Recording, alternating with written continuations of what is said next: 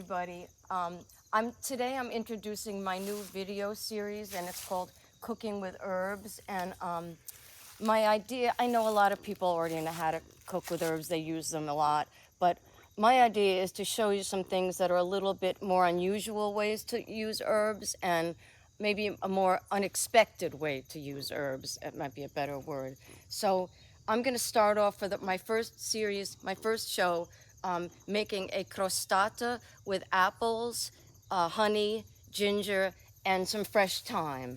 I mean, a lot of people don't know that you can use herbs in a lot of sweet preparations, and they're really amazing. Especially thyme with apples, I find is incredible.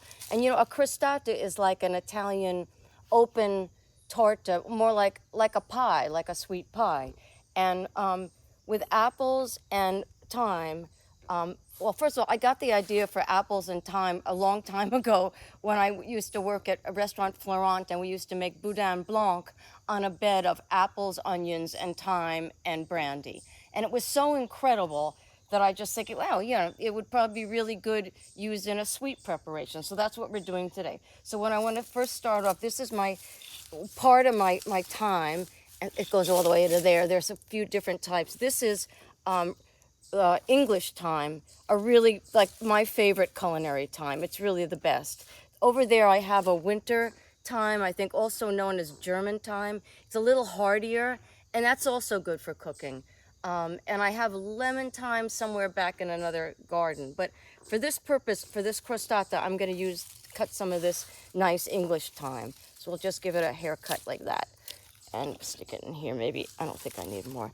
This is like the end of the season here. It's October, so this is all going to go back into the earth and then hopefully come back again in the spring. So let's go in, and I'll show you what I'm going to do. And here's my pumpkin. And I hope the cat doesn't get out. Okay. All right, here we go. And there are the cats. Oh, they're all excited. They love to watch me cook. Okay, so there's my thyme.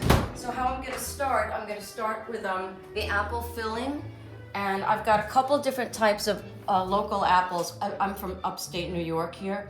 And this one is called a ginger gold, and this one is a northern spy.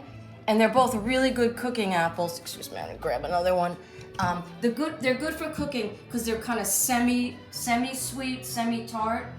They're not like super tart like Granny Smith, for instance, but I find them better for cooking. So anyway, we're gonna go with these because these are like in season right now, and we're gonna use, maybe for the middle, I'll use let's see, that might do it. So here's a good trick to easy coring apples when you're using it for like a pie or something.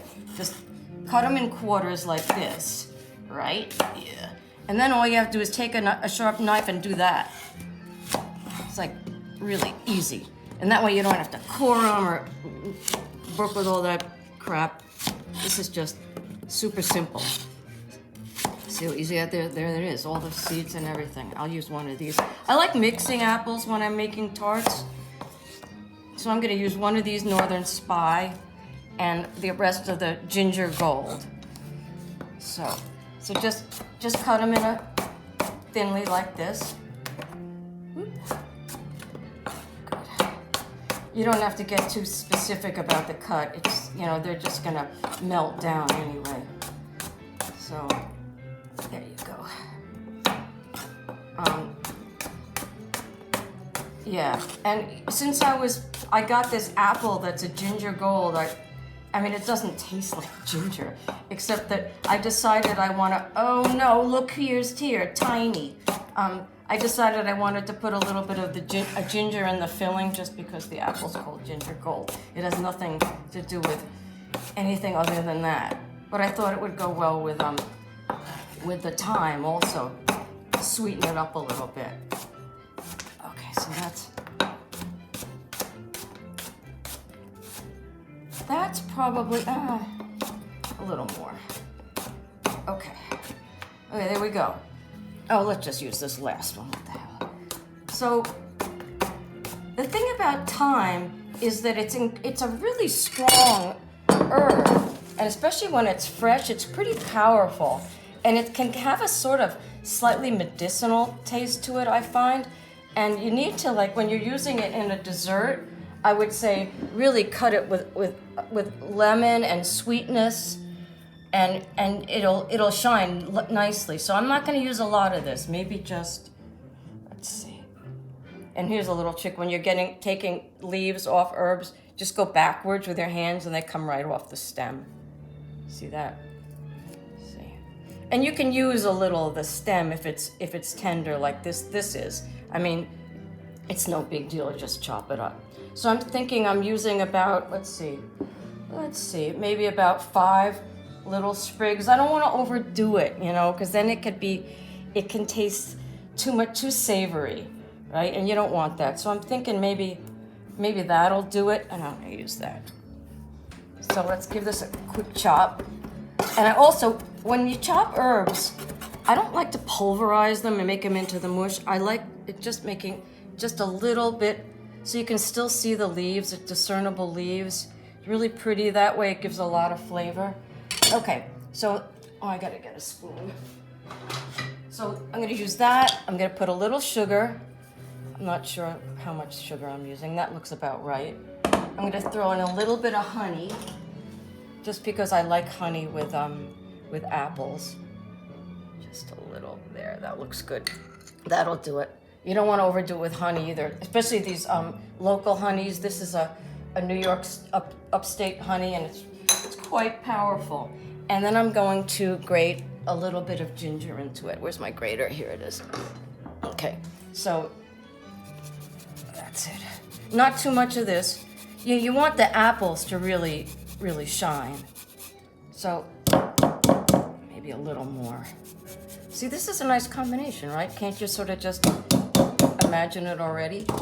And just because everything has to have a little booze in it, I'm using a little cognac.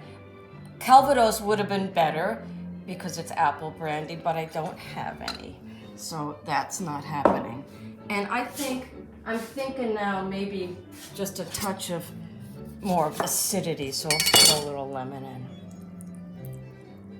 I think that should do it. Let's give it a toss. And just let it sit and do its thing while I get on with it. Okay, that looks good. So the next thing I want to do is make the pastry. So let's clean off the board here. Now the pastry I made for this thing is, let me get my recipe out of here, is just a pretty classic short pastry. But what I did, as you'll see, is I put thyme in it. You could put thyme, any herb in any pastry, and it just extends the theme of the thing. So this is actually a short pastry with butter, but I used half, half regular flour and half semolina flour because I wanted it to have a little more, rustico kind of feel. So that's that. Let's put some. I hope it's warm enough to roll out. I think it should be. Okay. All right, that should do it. So let's just. It's still a little cold, so why not just hack at it like this? This just warms it up a bit. It's not like killing it, believe me. I've done this before. Okay, so now just give it a roll. See how you can see all the little butter bits and thyme? That means I actually did a pretty good job making this. I didn't overwork it, which is, that's when you get the really tough pastry that nobody wants to eat. Oop. Okay, a little more flour. Okay. Oh, the tango music is good for rolling. So you can see everything, all the little thyme, and it really will you really will be able to taste the thyme in the pastry. So what you want to do is just make a nice big round. Like, we're getting there almost. A little bigger. Just a little more. Looking good, looking good. Okay. So let's see. Looks pretty good. Could be a little thinner, but it's pretty good. It's not sticking, which is nice. I think the semolina is really nice in pastry because it makes it a little sturdier, which is, for an Italian kitchen, I kind of like the feel of that. All right, we're good. So now all I'm going to do is sort of just clean up the edges a bit so you have something that sort of resembles like a tidy circle. I mean, you don't have to get crazy about this. I never, you know, you could put a bowl over and measure it or whatever, but, you know, I don't bother with that. So the idea now is that you want to get the filling in and you want to work pretty quickly before the pastry starts to get soft. So what I'm going to do now is stick it on here. Let me just oil this up a little bit, just a little butter so it doesn't stick.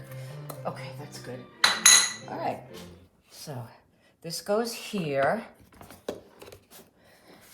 And now all I have to do is pile in my filling. Now what you want to remember when you're doing a filling for a crostata is you don't want it too liquid because then the liquid will start running out.